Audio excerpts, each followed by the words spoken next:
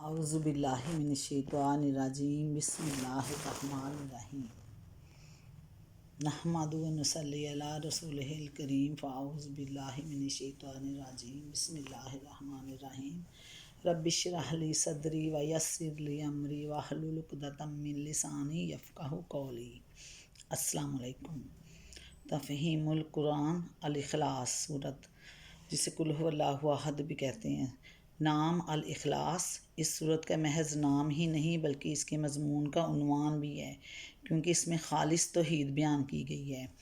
قرآن مجید کی دوسری صورتوں میں تو بالعموم کسی ایسے لفظ کو ان کا نام قرار دیا گیا ہے جو ان میں وارد ہوا ہو، لیکن اس سورہ میں لفظ اخلاص کہیں وارد نہیں ہوا۔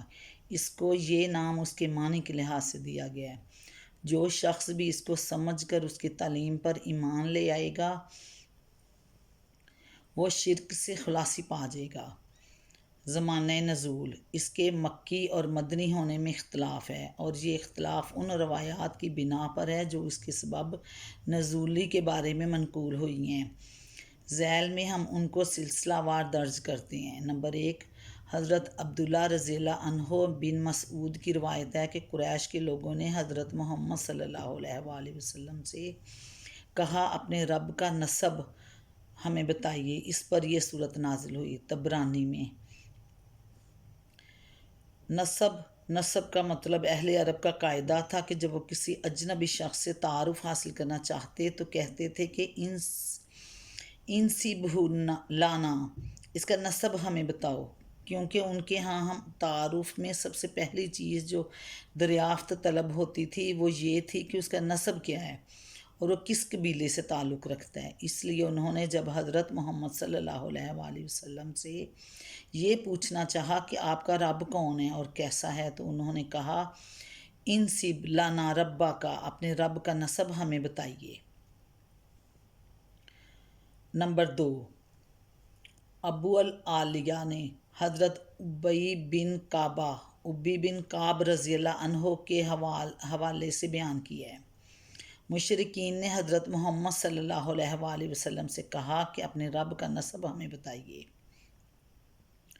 نمبر 2 پہ ابو العالیہ نے حضرت ابی بن کعب رضی اللہ عنہ کے حوالے سے بیان کیا ہے کہ مشرکین نے حضرت محمد صلی اللہ علیہ وآلہ وسلم سے کہا کہ اپنے رب کا نسب ہمیں بتائیے۔ اس پر اللہ تعالیٰ نے یہ سورت نازل فرمائی۔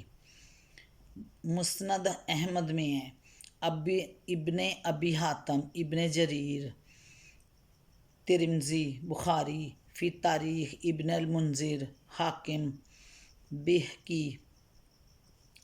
ترمذی نے اس مضمون کی ایک روایت ابو العالیہ سے نقل کی ہے جس میں حضرت ابی بن کعب رضی اللہ عنہ کا حوالہ ہے اور اسے صحیح تر کہا ہے۔ نمبر 3 پہ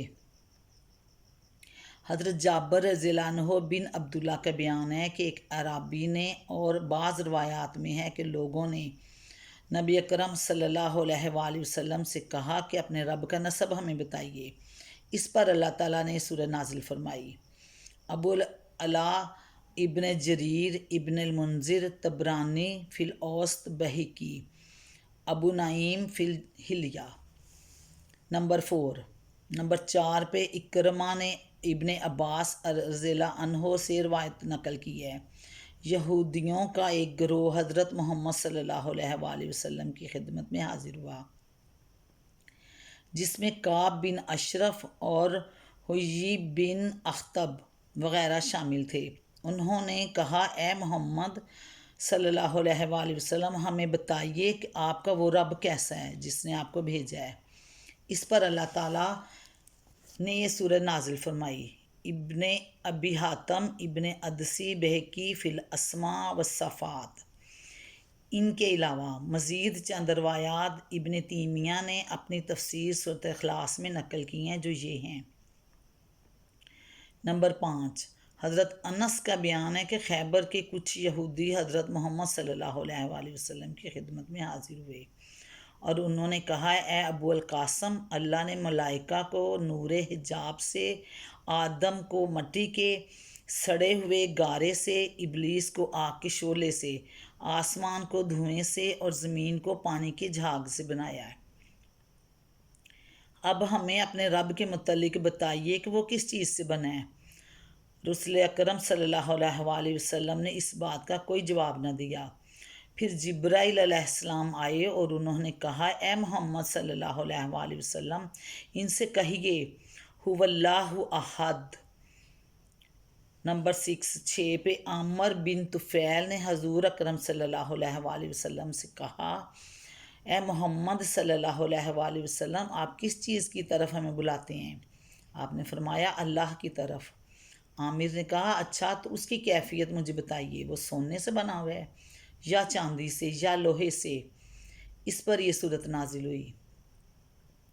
نمبر 7 پہ ضحاک اور قتادہ اور مقاتل کا بیان ہے کہ یہودیوں کے کچھ علماء حضور اکرم صلی اللہ علیہ وآلہ وسلم کے پاس آئے اور انہوں نے کہا، اے محمد صلی اللہ علیہ وآلہ وسلم، اپنے رب کی کیفیت ہمیں بتائیے، شاید کہ ہم آپ پر ایمان لے آئیں۔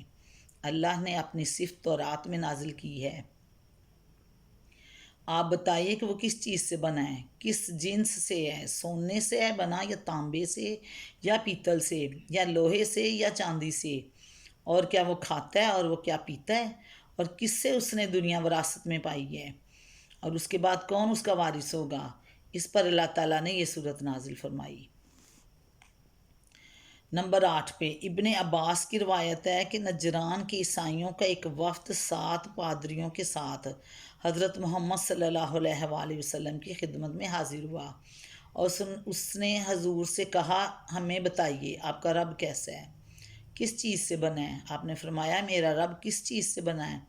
میرا رب کسی چیز سے نہیں بنا، وہ تمام اشیاء سے جدا ہے۔ اس پر اللہ تعالیٰ نے یہ صورت نازل فرمائی۔ ان روایات سے معلوم ہوتا ہے مختلف مواقع پر مختلف لوگوں نے حضرت محمد صلی اللہ علیہ وآلہ وسلم سے اس کی معبود کی ماہیت اور کیفیت دریافت کی تھی، جس کی بندگی و عبادت کی طرف آپ صلی اللہ علیہ وآلہ وسلم نے لوگوں کو دعوت دے رہے تھے، اور ہر موقع پر آپ نے اللہ تعالیٰ کے حکم سے ان کو جواب دیا۔ ان کے جواب میں یہی صورت سنائی تھی۔ سب سے پہلے یہ سوال مکہ میں قریش کے مشرکین نے آپ سے کیا، اس کے جواب میں یہ صورت آپ نے سنائی، یہ صورت نازل ہوئی۔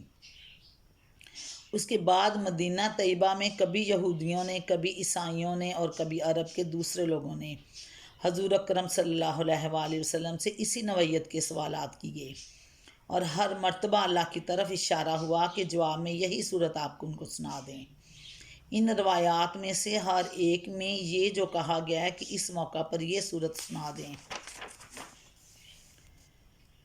تو یہ صورت اسی موقع پر نازل ہوئی تھی۔ اسی سے اس کو یہ خیال ہونا چاہیے کہ وہ سب روایات یا باہم متضاد ہیں۔ اصل بات یہ ہے کہ کسی مسئلے کے بارے میں اگر پہلے سے کوئی آیت یا صورت نازل شدہ موجود ہوتی تو بعد میں آپ جب کبھی حضور اکرم صلی اللہ علیہ وسلم کے سامنے وہی مسئلہ ہوتا تو وہ مسئلہ پیش کیا جاتا تو اللہ تعالیٰ کی طرف سے ہدایت آ جاتی تھی کہ اس کا جواب فلاں آیت یا صورت میں ہے، یا اس کے جواب میں وہ آیت یا صورت لوگوں کو پڑھ کر سنا دی جائے۔ احادیث کے راوی اس چیز کو یوں بیان کرتے ہیں، جب فلاں معاملہ پیش آیا یا فلاں سوال کیا گیا تو یہ آیت صورت نازل ہوئی۔ اس کو تکرار نزول سے بھی تعبیر کیا جاتا ہے، یعنی ایک آیت یا صورت کا کئی مرتبہ نازل ہونا۔ پس صحیح بات یہ ہے کہ صورت دراصل مکی ہے، بلکہ اس کے مضمون پر غور کرنے سے محسوس ہوتا ہے کہ یہ مکہ کے بھی انتہائی ابتدائی دور میں نازل ہوئی ہے، جب اللہ تعالیٰ کی ذات و صفات کے بیان میں قرآن کی مفصل آیات ابھی نازل نہیں ہوئی تھیں، اور حضور اکرم صلی اللہ علیہ وآلہ وسلم کی دعوت اللہ کو سن کر لوگ یہ معلوم کرنا چاہتے تھے کہ آخر آپ کا وہ رب ہے کیا، آخر آپ کا وہ رب ہے کیسا جس کی بندگی و عبادت کی طرف آپ لوگوں کو بلا رہے ہیں۔